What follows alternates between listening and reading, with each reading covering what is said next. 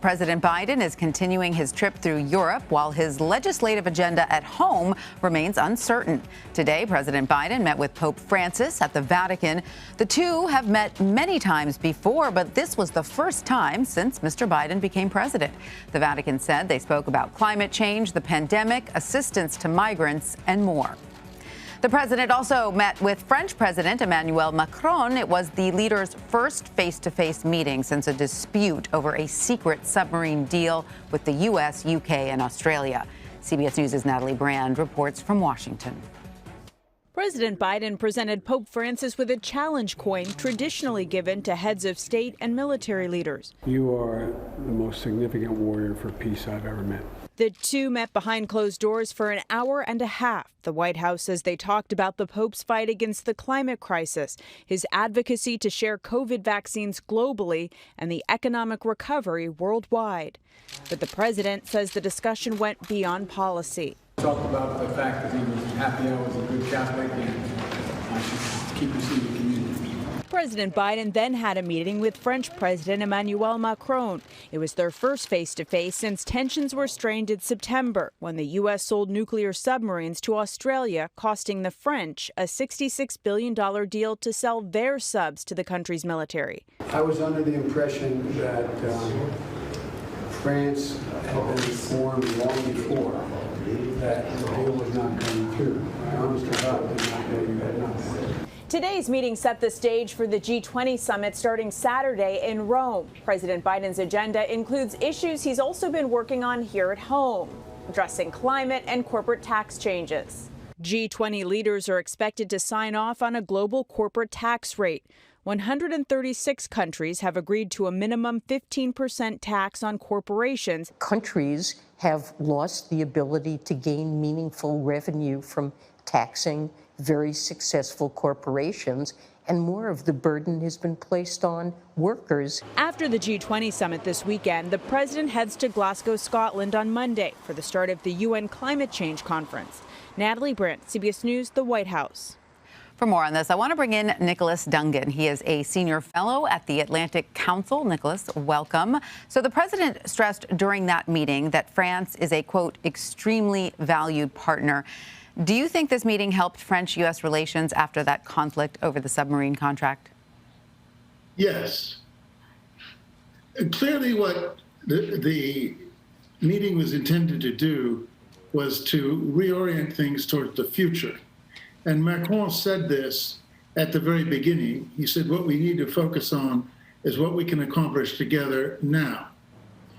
I originally thought, when the French anger was so palpable, that actually the French government and French officials were slightly overdoing it.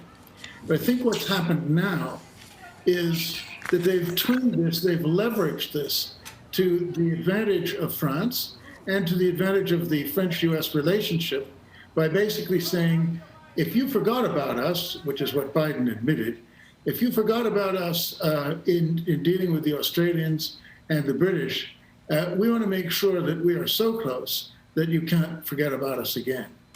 Good point. Now, President Biden did say he was under the impression that France was informed long before the announcement, which, of course, you just pointed out, France said it was not. So what does the future look like for relations between the U.S. and France? You say they were able to sort of angle it so that now, the U.S. is sort of going the extra mile to make France feel a little bit better. What will, in practical terms, what will that look like?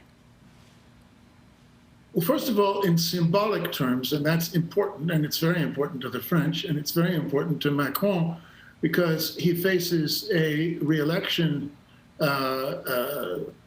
challenge in April. So in symbolic terms, the most important thing for the French is not to look like the British. In other words, the French president and the U.S. president should be on a par. There should be on the basis of equality. And France expects the United States to recognize France as a great power, even if it is not a superpower. And clearly the fact of meeting at the French embassy, not the French embassy to Italy, as others have said, but to the French embassy, at the French embassy to the Holy See, so at the Vatican, the Villa Bonaparte. The fact that Biden went to French territory, which the Villa Bonaparte is is already symbolically important. Now, in practical terms, to answer your question, Macron has already said that he wants more help from the U.S. in the Sahel. This is the area of Africa where France has been waging war for some time against terrorism. He expects the United States to recognize that a European defense is not incompatible with NATO, which would be something that the U.S. has always said that the Europeans need to increase their defense spending. But the U.S. has also been reluctant, ever since the failure of the European defense community in 1954, to see an independent European defense force. Macron is very insistent about European sovereignty and strategic autonomy. I think he confuses those two a bit too much, but basically he wants to make it clear that Europe is a partner of the United States, that France is a partner of the United States, oldest ally and all that, but not subservient to U.S. interests and not necessarily aligned with U.S. views on everything. Let me just mention one more thing, which is China. There's a very strong divergence of views between Europe and the U.S. on China. U.S. views China basically as a strategic rival, period. Europe views it as a strategic partner on some things, a strategic rival on others, and a lot in between. It's a very, very good point. That so those are the issues. Right. Very good points. As you mentioned, President Biden also met with Pope Francis. Can you tell us about the relationship between the two and how that could impact world politics? Well, the interesting thing about the Vatican is that it's a place where a lot of discreet diplomacy can happen. And but I think that the main thing here is that Pope Francis was receiving somebody whom he's known for a long time, seen many times. And obviously the Pope wants to give every possible encouragement to the man who is not Donald Trump. And he also wants to give every possible encouragement, quite clearly, to the man who is only the second Catholic president of the United States in the history of the United States. So I think it was more about warm feelings, but there's certainly scope to use the moral, for the United States, in this case, to leverage the moral authority of the Pope and to be seen as being on the right side of the Vatican and on the right side of history. Absolutely. And the president is in Europe as well to attend the G20 Summit and a climate summit. What will you be watching for to come out of those events? Look, the Europeans, Fiona Hill came out and said Trump could get reelected and that there'd be a constitutional crisis every day if he did. The Europeans don't know that there's going to be continuity in U.S. policy. So what I will be looking for is not American leadership, but American co-leadership.